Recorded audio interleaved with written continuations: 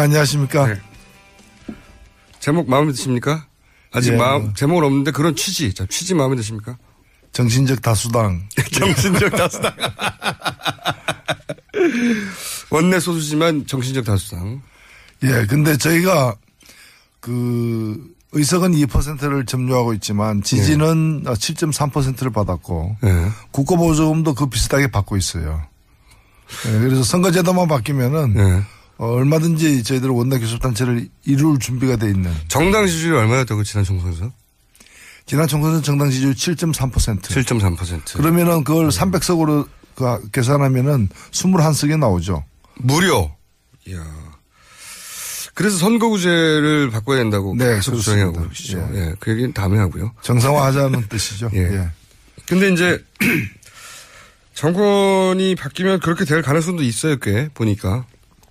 예. 지금 우리 사회가 뭐 하나씩 이렇게 정상화가 되어 가고 있기 때문에 조만간 그런 날이 1년 내에 오리라 생각합니다. 왜냐면은 지금 안철수 야권에서 이제 문재인 혹은 안철수 후보들이 선거구제 개편, 소선구제로의 개편에 대해서 어느 정도 이해가 있고 인식이 있더라고 보니까. 그렇습니다. 지금 개헌특위 내에서도 개헌을 할 때 선거제도를 함께 바꾸지 않으면은 무의미하다라는 얘기, 그런 인식들이 팽배해 있습니다. 그렇습니다. 간단하게, 이게 복잡한 얘기인데 간단하게 설명드리면 50.1% 득표한 사람이 다 가져가는데 지금은 2등, 3등도 그 원내 진출할 수 있도록 바꾸려고 하는 거죠, 지금. 그러니까 자기가 받은 지지율만큼. 그렇죠. 한마디로 말하면. 거죠. 자, 오늘은 이게 소수자 배려 차원에서 만든 코너라 아직 제목이 없는데 하다 보면 그리고 아마 저희 게시판이나 문자로 이 코너의 제목을 정해 주실 거예요, 분들이. 공모합니다, 공모. 저희가 만들었는데 만들다가 그러지 말고 취지만 설명하고 노회찬 대표님의 말씀을 듣고 사람들이 제목을 정해 줄 것이다. 예. 그냥 가자. 기대하겠습니다. 네. 이제 잘 못하면 코너도 없어지는 거고요. 예. 사람이 태어날 때도 태어난 데 이름을 짓죠, 보통.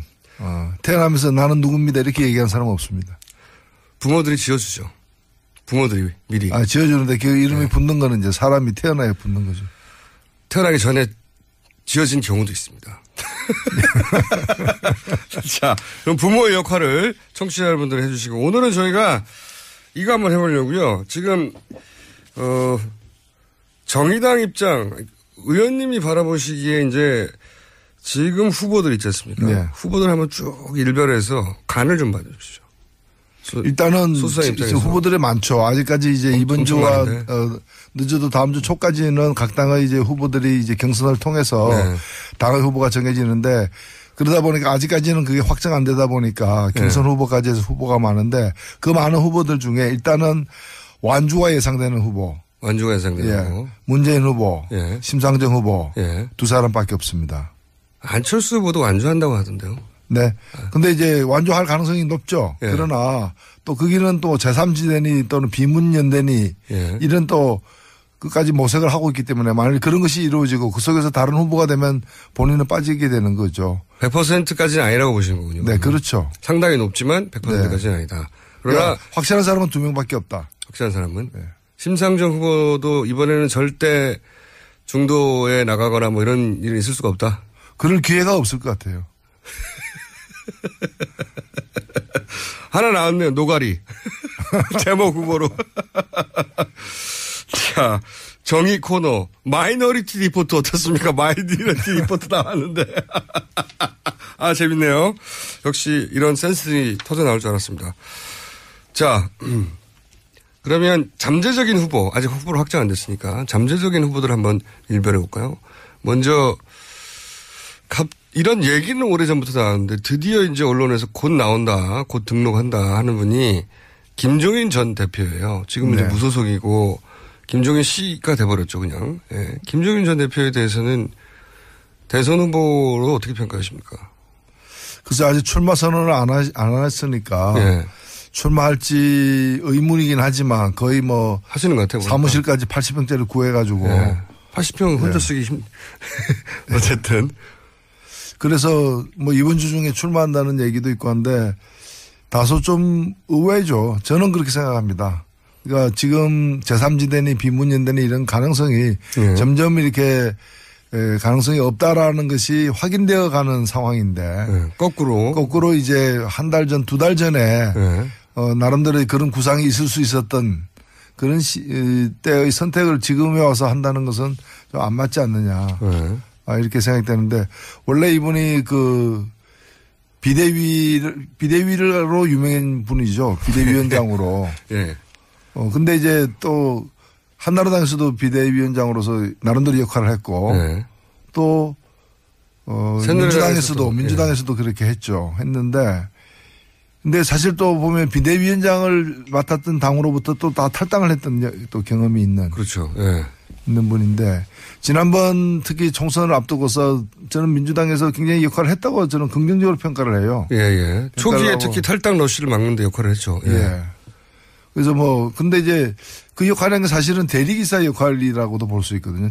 대리기사를 폄하하는 게 아니라 실제 역할이 원래 그 차를 몰던 사람들이 그 차를 몰기가 힘든 상황에서 대신 몰면서 성공적으로 이렇게. 여기서 여기까지 가죠. 가는데 지금 이제 이게 지금 그때도 보면 그 막판에 가면은 이제 대리기사이기 때문에 자기가 목적지까지 가면 되는 거 아니냐. 본인은 그렇게 생각했고 차에 탄 사람들은 왜 대리기사인데 차 오나처럼 이렇게 행세하느냐. 왜 마음대로 가려고 그러느냐. 그래 이러면서 내리느니 마느니 그것도 고속도로에서. 이제 나 이제 이러면 안 해. 내려. 이러다가 이제 결국에는 탈당까지 이제 하게 됐는데 지금은 본인이 직접 이제 또 대리기사가 이제 렌트카를 하겠다 이렇게 차를 직접 이제 그렇죠. 자기 차를 갖다 몰겠다. 오나 드라이빙을 하겠다. 오나 드라이브처럼 이게 하겠다는 건데 제가 볼 때는 그 제3지대에 지금 제3지대로 갈 가능성이 있는 사람들은 많은데 거기서 이제 또 대선 후보로 인정받을 수 있는가. 소집책은 될 수 있는데 거기서 이제 모두를 대표하는 주자가 될지는 대단히 좀 의문이고 가능성이 낮은 게 아닌가 이렇게 보이죠. 본인도 그거를 알지 않을까요? 설마 지금 보면 자유한국당의 후보, 바른정당의 후보 그리고 김종인 전 대표 최소한 그 셋의 어떤 연대 같은 거는 논의가 되는 것 같은데 그렇게 하더라도 다른 둘은 정당이 있고요. 소속 후보도 수십 명씩인데 혼자 달랑해서 이게 되겠습니까, 후보가? 그러니까 지금 가능성이 가장 높은 이제 연대에 참여할 당들이 이제 자유한국당하고 바른정당이죠. 근데 여기에 이제 합류를 이제 할 것처럼. 또 이걸 또 풍성하게 하기 위해서 이제 정운찬 전 총리까지 데리고 와서 그럴 수는 있겠죠. 근데 그렇게 해봤자 사실은 가능성이 후보가 될 가능성이 그렇게 높지 않은 것 같은데, 그죠? 후보가 될 가능성도 적고 또 설사 후보가 된다 한들 여기서 한 10% 돌파하냐 마냐의 그런 후보일 텐데 그 전체를 아우르는 비문 어떤 연대가 성사되기는 어렵지 않겠습니까? 근데 제가 이제 궁금한 건 그겁니다. 그런 전망들을 다들 하는데 근데 왜 굳이 김종인 전 대표는 이렇게 뭐랄까요? 미랄이잖아요. 미랄. 좋은 말로 해서 하나의 미랄이 되겠다고. 미끄럼이 되는 것이고 좋은 말로 하면. 앞에서 바람을 잡아주는 역할을 하게 되는 것이고. 점점 나쁘게 얘기하면. 페이스메이커 이상되기 어려울 것 같은데 본인이 그렇게 생각 안 하나 봅니다. 그죠? 정치인도 그렇게 생각 안 하잖아요. 보통. 지지율이 낮아도 본인이 들어가면. 정치인들이 다 그런 건 아니겠지만은. 대개 보면은 한 15% 정도 지지를 얻으면은. 그 길거리에서 마주치는 사람 중 2명 중 1명은 아는 체 하거든요. 15%만 돼도. 그리고 대개 보면 그 2명 중 1명이 아는 체하고 아는 체 하는 사람 2명 중 1명은 웃으면서 아는 체 하고. 그렇게 되면 이제 굉장한 이제 좀 착시 현상에 빠질 수도 있죠. 착실까요? 혹시 이렇게 연대한 다음에 이제 개헌을 하면 본인한테 총리의 기회가 올 것이다. 이렇게 생각하시는 걸까요? 구상이 뭘까요? 글쎄요. 지금 이제 개헌이 가능하지가 않죠. 대선 전 개헌은. 대선 후에라도 그런 입지를 만들어 두는 건가요? 계산이 잘 이해가 안 갑니다, 저는. 계산이. 지금 이건 제가 볼 때는 수학으로 풀 수 있는 문제는 아니고 병리학이라거나. 그런 어떤 의학 이렇게 접근해야 될 문제가 아니겠습니까? 직접 들어가야 될 것 같습니다. 아무래도 이분의 계산은. 자, 그러면 이제 자유한국당도 한번 봐야죠. 자유한국당의 홍준표 도지사는 토론에서 많이 만난 상대 아닙니까? 예, 아마 제가 가장 많이 토론했던 상대일 것입니다. 예. 홍준표 도지사도 토론을 잘하시죠. 예. 토론을 잘하시죠. 예, 업계에서는 그렇게 얘기하죠. 예, 업계에서는. 홍준표 도지사에 대해서는 대선 후보로 어떻게 평가하십니까? 예. 그 홍준표 지사가 대선 후보로 나왔다는 것 자체가 그 당이 망했다는 거죠. 사실은. 그건 망한 당이죠, 뭐. 예. 정상적으로 나올 후보가 없으니까 이제 그렇게 나오는 거죠. 그리고 현역 도지사이고 또 네. 지금 재판받는 중이고 네. 그런데 그 보궐선거의 가능성까지 없애면서 나오겠다라는 거고 네. 그러니까 지금 도민에 대해서 도리도 아니라고 생각됩니다. 그리고 경상남도 도민들은 그 무상급식 철폐한 문제라거나 네. 여러 가지 진주의료원을 폐지한 문제라 등등 해가지고 경남의 수치로 생각하고 있습니다. 또 그거를 지지하는 보수적인 유권자도 있긴 있습니다. 물론 경남에. 뭐 과거보다는 많이 적죠. 예. 홍준표 도지사의 경쟁력은 어디에 있다고 보십니까? 어쨌든 경쟁력이 있으니까 많은 분들 중에 자유한국당에서 유력 후보 구도로 지금 부상한 거 아니겠습니까? 그 상대적 경쟁력인데 예. 그 지금 정상적인 후보가 없지 않습니까? 예. 말을 너무 막 하시네. 노회찬의 막말 이런 코너로 아니 막말이 아니라 어제는 네. 뭐 그 사실 많은 유력 후보들이 사라졌죠 중간에. 그렇죠. 네. 그리고 그게 지금 어찌 보면 박근혜 대통령이 지금 자유한국당 당원입니다. 맞습니다. 아직도 출당이 안 됐어요. 그 당원이 일국의 대통령으로서 탄핵을 당했고요. 이제 구속영장이 청구가 된 사람입니다. 네. 그러면은 자유한국당은 국민들에게 죄송할 뿐이다. 입이 있어도 할 말이 없다. 네. 이런 식으로 엎드려서 석고대죄를 해야 될 당인데 우리가 집권하겠습니다라고 나서는 것 자체가 그게 정상적인 지금 사고체계 좀 정상적인 생리작용이 작동되는 상황이 아니라는 거는. 예. 그 다른 당은 몰라도 이 당만큼은 후보를 내면 안 되는 그 국민에 대한 도리죠 그게. 오늘 갑자기 빵빵 터뜨리시네. 정상적인 생리작용이 안 된다. 노모 씨 어떻습니까? 노모 씨. 자비라는 없다. 노회찬의 노모 씨. 그러면 홍준표 후보 개인의 경쟁력, 대선 후보가 아니라 의원으로서 많이 토론에 방송에서 많이 만나셨잖아요. 진짜. 예, 많이 했죠. 예. 서로 많이 다투셨잖아요. 예. 예. 그때 그 후보로서 그 의원 개인의 자질로는 어떻게 보십니까?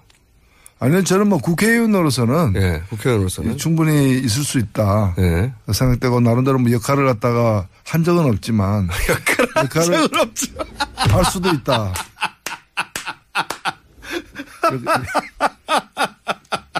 저는 나름대로 역할을 한 적이 있다고 말씀하셨는데 나름대로 역할을 한 적이 없다고. 한 적은 없지만 할 수는 있지 않겠느냐. 뭐 그렇게 생각하는데 글쎄요. 지금 이런 비정상적인 상황이니까 정상적인 후보가 안 나오는 상황이니까 이제 뭐 김진태 후보라거나 홍준표 후보는 이런 분들이 이제 나오는 상황이고 그만큼 지금 그 자유한국당이 네. 자유한국당은 지금 현재 그 처지를 말해주고 있는 게 아닌가 웅변해주고 있다 이렇게 보여집니다.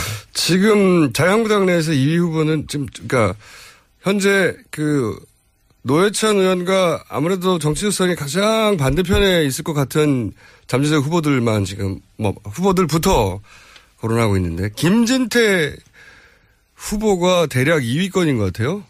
김진태 후보는 어떻게 평가하십니까? 예, 저는 글쎄요 지금 우리나라 보수를 대변할 수 있는 후보들은 아니죠. 두 분 다. 두 분 다 보면 대단히 극단적인 좀 생각. 뭐 한반도에 전술핵을 가지고 와야 된다거나 지금 김진태 의원 그 후보 같은 경우에는 지금 법사위 지금 간사인데 예. 자유한국당 간사인데 뭐 재벌 옹호하고 그다음에 온갖 개혁 입법 막는데 천병 역할을 하고 있습니다. 사실은. 그래서 정말 국회의원으로서 국회가 정상 가동되려면 이런 분들이 계속 국회의원을 있어야 되는지 의문인 이제 그런 상태죠. 사실 우리 국민 소환제가 있었다면 춘천 시민들부터 소환되지 않았겠습니까? 네. 저는 그런 그 상황이라고 생각되는데 지금 현재 우리나라 그런 어느 사회든 보수라는 건 있기 마련인 거고 그 보수를 좀 합리적으로 대변을 하고 또 보수가 이 한국 정치의 생산적인 역할을 하기 위해서는 지금 자유한국당에서 대표주자로 나선 그런 분들은 보수의 대표성도 없는 게 아닌가. 그냥 극우. 그리고 그것도 태극기를 담요에다가 이렇게 막 그려가지고 어깨에다가 휘두르고 다니는. 망토처럼 하고 다녔죠. 그거 비정상적인 그런 분들이 보수를 대변할 수는 없다고 보고 큰 역할을 하지 못하리라고 보여집니다. 그래도 범보수라고 이제 묶으면 어쨌든 지지율이 지금 높은 편인데 자 그러면 상대적으로 덜 극단적인 그리고 합리적인 보수라고 평가도 받는 바른정당의 유승민 남경필은 각각 어떻게 평가하십니까? 예, 뭐 또 두 분 같은 경우는 저는 그분들 생각에 다 동의하지는 않지만은 그래도 이런 분들이 좀 한국의 보수가 가야 될 어떤 바를 이렇게 보수의 가치 이 차원에서 이렇게 좀 잘 보여주고 있는 게 아닌가 이렇게 긍정적으로 보고 싶고요.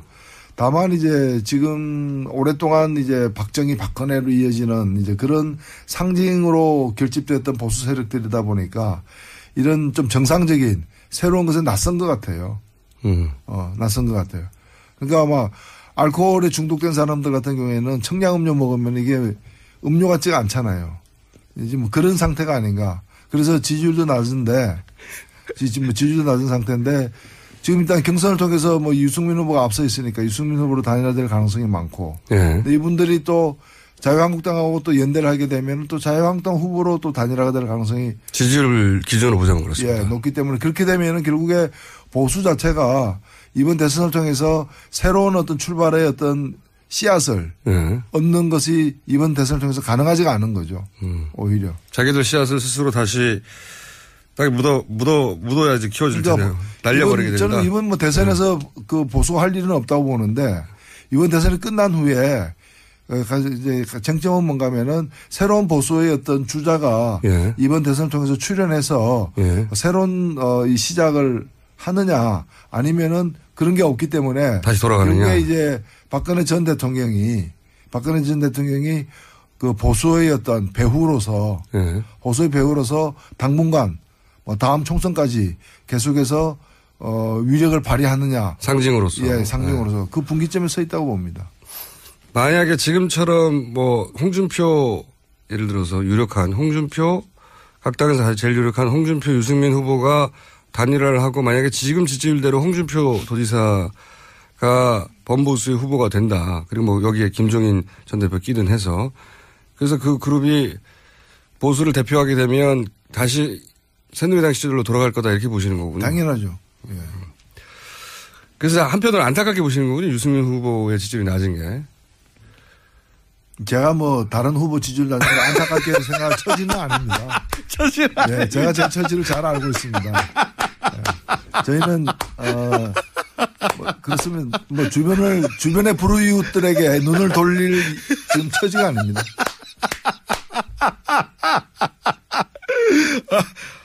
제가 의원님하고 참 방송도 많이 하고 인터뷰도 많이 했는데 오늘 제일 빵빵 터지는 것 같습니다. 네, 이제는 후보도 아니고 후보는 심상중 후보 따로 있고. 네. 저는 자유인입니다. 후보가 아니기 때문에 속에 있는 말씀을 막 던지시는데 네. 남들을 챙길 처지가 못 되고 있다. 자, 그러면 상대적으로 조금 더 가까운 쪽 이제 그 다음으로 가까운 쪽이 이제 국민의당 안철수 손학규 후보는 각각 한 번씩 짚어주시면요. 예, 일단 뭐 안철수 후보가 국민의당 후보로 힘있게 그 선출될 가능성이 높아지고 있죠. 그렇죠. 그렇게 굳어질 것 같습니다. 뭐 이변은 일어나지 않을 것 같고. 그럴 가능성이 낮아지고 있습니다. 점점 더. 네. 그런데 후보에 대한 평가는 어떠십니까? 안철수 후보에 대한 평가, 뭐, 그리고 이제 뭐, 안철수 후보는 지금 이제 자신의 그 예측대로 되어 가고 있다라고 얘기하는데, 그 제가 볼 때 뭐 그 말은 맞는 것 같고 이번 주까지는. 예, 이번 주까지는. 네. 다음 주부터는 좀 아닐 수 있겠다. 이렇게 보여지는데 예. 결국에 그 문재인 후보와 1대1 구도로 예. 이렇게 형성되고 거기서 이제 비문의 어떤 대표 주자로서 이제 문을 꺾을 수 있는 가능성이 예. 있는 후보로 이제 등극하겠다라는 포부인데 뭐 본인이 그런 희망과 계획을 갖고 있는 거야 뭐 탓할 수 없는 거지만은 현재로서는 그럴 가능성이 좀 적지 않은가. 근데 그게 되려면은 몇 가지가 이제 조건이 필요한데 하나는 자유한국당 그러니까 자유한국당과 바른정당의 단일 후보와 다시 또 연대하는. 그렇죠. 그래서 거기서 본인이 후보가 돼야 되는 거죠. 본인이 후보가 돼야 되는데. 그럼 1대1 구도가 되겠죠. 그 연대가 이루어지려면은 그런 지금 그 연대에 대해서 국민의당 안철수 후보 자신부터 시작해서 예. 그 한편으로는 필요하지만 한편으로는 꺼려지는 측면이 있거든요. 예, 그렇죠. 그건 자유한국당도 마찬가지고요. 예. 근데 이 모든 걸 뛰어넘으려면은 그렇게 하면 이긴다. 예. 그렇게 하면 이길 수 있다라는 어떤 징조가 보여야 되는데 예. 여론조사를 통해서 그런 징조가 과연 남은 뭐 4월 15일 이전에 그런 게 과연 보일 가능성이 현재는 낮다고 봐야죠. 너무 시간이 없어가지고요. 네. 큰 변화가. 저는 시간이 있다 해도 마찬가지라 보는데 네. 그런 가능성이 그러니까 합해도 지는데 그 합하기 어려운 사람들끼리 합하려고 하겠는가. 네. 그리고 이제 국민의당이 기반한 호남의 정서가 과연 자유한국당의 후보와 연대를 두겠는가 하는 우려도 있죠. 예. 네. 그래서 결국에는 제가 볼 때 안철수 후보가 좀 합리적이고 이성적으로 판단한다면은 아, 이번은 아니구나. 나는 삼수구나. 재수가 아니구나. 이번이 지금 재수하고 있기 때문에 시험 날짜는 아직 다가오지 않았지만은 결국에는 마음으로는 이제 정리를 하고 삼수를 향한 여러 가지. 그게 이성적이지 않겠어요? 코너 제목 중에 적십자 하나 나왔습니다. 적십자. 적십자. 저희가 대선 후보들이 출연했을 때 정도의 문자가 지금 나오고 있습니다. 대선 후보 나와야지 이렇게 쏟아지거든요. 네. 근데 대선 후보도 아닌 자유인이 대신 노회찬 의원 등장하시고 문자가 아주 폭주하고 있습니다. 불우이웃 돕기라는 거죠, 적십자는. 거기서 연결된 겁니다. 예. 불우이웃을 도울 처지가 안 되는데 그래도 불우이웃을 도우라고 적십자 코너명 주신 분도 있고. 자, 그래도 손학규 후보도 한마디 하고 가셔야죠. 예, 뭐 안타깝죠, 저는. 안타깝죠. 저 개인적으로도 좀 잘 아는 분이고. 예. 예, 또 제가 뭐 근데 그 사실은 헌법이 고쳐지지 않는 한 출마하지 않겠다. 예. 헌법을 고쳐서 제7공화국 시대가 출범해야 된다. 사실 제7공화국이라는 용어는 제가 제일 먼저 썼던. 예, 맞습니다. 과거에 이제 그런데. 오래됐죠. 예. 뭐 그 저작권이 중요한 게 아니라 헌법이 고쳐지고 새로운 체제가 출발하지 않으면 안 한다는 얘기는 이번 대선에는 출마 안 한다는 말씀이었는데. 그렇죠. 근데 출마를 했다는 거죠. 저는 애초에 그 어떤 선언, 약속이 지켜졌어야 했다. 그 산에서 안 내려왔어야 됐다. 산에서 안 내려왔어요. 뭐 그러면 그분이 또 나름대로 대선이 아니더라도 네. 우리 정치 발전에 기여할 수 있는 그런 기회가 그렇죠. 있을 수도 있지 않느냐. 좀 안타깝습니다. 이번에 계속 그 경선에 출마하셔가지고 예, 지난번에도 출마하셨고 이번에도 출마하셨고 2등 전문이세요 지금 계속. 그것도 유지하기 쉽지 않죠. 맞습니다. 예, 계속 2등은 하고 계신데 자 시간이 거의 다 되는데 일단 민주당 후보가 많지만 간단하게 한 번씩 짚어주시면요. 세 문제. 예, 저는 뭐 아직 경선이 안 끝났기 때문에 제가 네. 쉽게 언급할 건 아니지만. 이렇게 다 쉽게 언급하셨어요.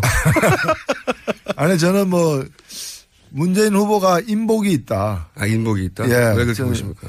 그 경쟁 상대가 안희정, 이재명이었던 것은 정말 그건 복이라고 생각됩니다. 그래요? 그건 그 운도 있는 것 같고요. 어떤 의미에서 인복입니까? 지난 3개월을 갖다가 예. 경선이 최근에 이루어졌지만은 사실상 경선은 지난 한 석 달 동안 계속 그렇죠. 유지되어 왔던 건데. 그렇죠. 여론 경선이 그렇죠. 있었죠. 그것도 당내에 같은 당내에 안희정, 이재명 이런 분들이 있음으로 인해서 안희정 후보를 통해서 오른쪽 그리고 이재명 후보를 통해서 좀 이 진보 쪽 마크맨 역할을 굉장히 잘한 거죠. 그래서 지지율을 다른 후보들에 뺏기지 않고 계속해서 민주당 안에서 가둬둬. 이제 각각의 후보, 그 안희정 후보가 확보한 것 그것이 다 온전히 문재인으로 오지는 않을 거예요. 그러나 상대 세력이 크는 걸 막는 데는 혁혁한 그렇죠. 공로를 했기 때문에. 저도 그렇게 생각합니다. 동의합니다. 예. 그래서 세상에 이런 페이스메이커를 구하는 거는 이제 어렵죠. 인간의 노력으로는 쉽지 않다. 이건 하늘이 준 거다. 그래서 저는 이게 부럽기도 하고 이거는 인복이라고밖에 설명이 안 됩니다. 그렇게 예. 평가하시는군요. 복이 있다. 그렇죠. 네. 이거는 본인의 능력을 넘어서는 복이 있다. 그렇죠. 이거는 이미 그러니까 이거는 뭐 사회과학의 대상을 넘어선 거죠. 이건 어디서 염력이나 뭐 기상학, 천문지리학 뭐 이런 거죠.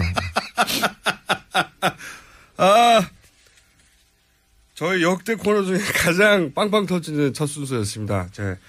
저희 제작진 기립박수 치고 있지 않습니까? 자, 그러나 제목은 정해지지 않았고 오늘 문자 보내주시는 분들 저희 다 캡처해가지고 문자를 거기서 네. 후보를 골라서 다음 주에 후보를 드릴 테니까 네. 하나 골라주십시오. 예. 네, 지금까지 코너 제목도 없는 코너의 노회찬 의원이었습니다. 감사합니다. 네, 고맙습니다. 네. 소수 후보도 수십 명씩인데 혼자 달랑해서 이게 되겠습니까, 후보가? 그러니까 지금 가능성이 가장 높은 이제 연대에 참여할 당들이 이제 자유한국당하고 바른정당이죠. 네. 근데 여기에 이제 합류를 이제 할 하고 것처럼. 네. 또 이걸 또 풍성하게 하기 위해서 이제 정운찬 전 총리까지 데리고 와서 예. 그럴 수는 있겠죠. 예. 근데 그렇게 해봤자 사실은 뭐 가능성이 후보가 될 가능성이 그렇게 높지 않은 것 같은데 그죠? 후보가 될 가능성도 적고 또 설사 후보가 된다 한들 여기서 10% 돌파하냐 마냐의 그런 후보일 텐데 그 전체를 아우르는 비문 어떤 연대가 성사되기는 어렵지 않겠습니까? 근데 제가 이제 궁금한 건 그겁니다. 그런 전망들을 다들 하는데 근데 왜 굳이 김정인 전 대표는 이렇게 뭐랄까요? 미랄이잖아요. 미랄. 좋은 말로 해서 하나의 미랄이 되겠다고. 미끄럼이 되는 것이고 좋은 말로 하면. 앞에서 바람을 잡아주는 역할을 하게 되는 것이고. 점점 나쁘게 얘기하면. 페이스메이커 이상되기 어려울 것 같은데 본인이 그렇게 생각 안 하나 봅니다. 그죠? 정치인도 그렇게 생각 안 하잖아요. 보통. 지지율이 낮아도 본인이 들어가면. 예, 뭐 정치인들이 다 그런 건 아니겠지만은 네. 대개 보면은 한 15% 정도 지지를 얻으면은 네. 그 길거리에서 마주치는 사람 중 2명 중에 1명은 아는 체 하거든요. 네. 15%만 돼도. 네. 그리고 대개 보면 그 2명 중에 1명이 아는 체하고 아는 체 하는 사람 2명 중에 1명은 웃으면서 아는 체 하고 네. 그렇게 되면 이제 굉장한 이제 좀 착시 현상에 빠질 수도 있죠. 착실까요? 혹시 이렇게 연대한 다음에 이제 개헌을 하면 본인한테 총리의 기회가 올 것이다. 이렇게 생각하시는 걸까요? 구상이 뭘까요? 글쎄요. 뭐 개헌이 지금 안녕하십니까? 네. 제목 마음에 드십니까? 아직 예, 제목은 없는데 그런 취지. 자, 취지 마음에 드십니까? 정신적 다수당. 정신적 다수당. 원내 소수지만 정신적 다수당. 예, 근데 저희가 의석은 2%를 점유하고 있지만 지지는 7.3%를 받았고 국고보조금도 그 비슷하게 받고 있어요. 그래서 선거제도만 바뀌면은 얼마든지 저희들 원내 교섭단체를 이룰 준비가 돼 있는. 정당 지지율이 얼마였다고 지난 총선에서? 지난 총선에서 정당 지지율 7.3%. 7.3%. 그러면은 그걸 300석으로 계산하면은 21석이 나오죠. 무려. 이야. 그래서 선거구제를 바꿔야 된다고 네, 계속 주장하고 계시죠. 예. 그 얘기는 다음에 하고요. 정상화하자는 뜻이죠. 예. 예. 근데 이제 정권이 바뀌면 그렇게 될 가능성도 있어요, 꽤 보니까. 예. 지금 우리 사회가 뭐 하나씩 이렇게 정상화가 되어 가고 있기 때문에 조만간 그런 날이 1년 내에 오리라 생각합니다. 왜냐면은 지금 안철수 야권에서 이제 문재인 혹은 안철수 후보들이 선거구제 개편, 소선구제로의 개편에 대해서 어느 정도 이해가 있고 인식이 있더라고 보니까. 그렇습니다. 지금 개헌특위 내에서도 개헌을 할 때 선거제도를 함께 바꾸지 않으면은 무의미하다라는 그런 인식들이 팽배해 있습니다. 그렇습니다. 간단하게 이게 복잡한 얘기인데 간단하게 설명드리면 50.1% 득표한 사람이 다 가져가는데 지금은 2등, 3등도 그 원내 진출할 수 있도록 바꾸려고 하는 거죠 지금. 그러니까 자기가 받은 지지율만큼. 그렇죠. 한마디로 말하면. 거죠. 자, 오늘은 이게 소수자 배려 차원에서 심상정 후보도 이번에는 절대 중도에 나가거나 뭐 이런 일이 있을 수가 없다. 그럴 기회가 없을 것 같아요. 하나 나왔네요. 노가리. 제목 후보로. 자, 정의 코너. 마이너리티 리포트 어떻습니까? 마이너리티 리포트 나왔는데. 아, 재밌네요. 역시 이런 센스들이 터져 나올 줄 알았습니다. 자, 그러면 잠재적인 후보, 아직 후보로 확정 안 됐으니까 잠재적인 후보들 한번 일별해 볼까요? 먼저, 이런 얘기는 오래전부터 나왔는데 드디어 이제 언론에서 곧 나온다, 곧 등록한다 하는 분이 김종인 전 대표예요. 지금 이제 무소속이고 김종인 씨가 돼버렸죠, 그냥. 예. 김종인 전 대표에 대해서는 대선 후보로 어떻게 평가하십니까? 글쎄 아직 출마 선언을 안 했으니까 예. 출마할지 의문이긴 하지만 거의 뭐 하시는 것 같아요. 사무실까지 80평짜리 구해가지고. 예. 80평 혼자 쓰기 어쨌든. 그래서 뭐 이번 주 중에 출마한다는 얘기도 있고 한데 다소 좀 의외죠. 저는 그렇게 생각합니다.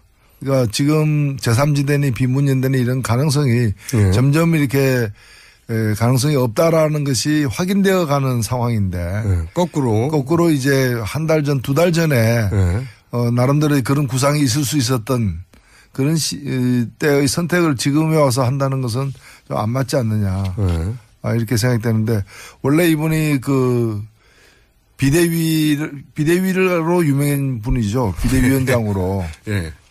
근데 이제 또 한나라당에서도 비대위원장으로서 나름대로 역할을 했고 또 민주당에서도 그렇게 했는데 만든 코너가 아직 제목이 없는데 하다 보면 그리고 아마 저희 게시판이나 문자로 이 코너의 제목을 정해 주실 거예요, 분들이.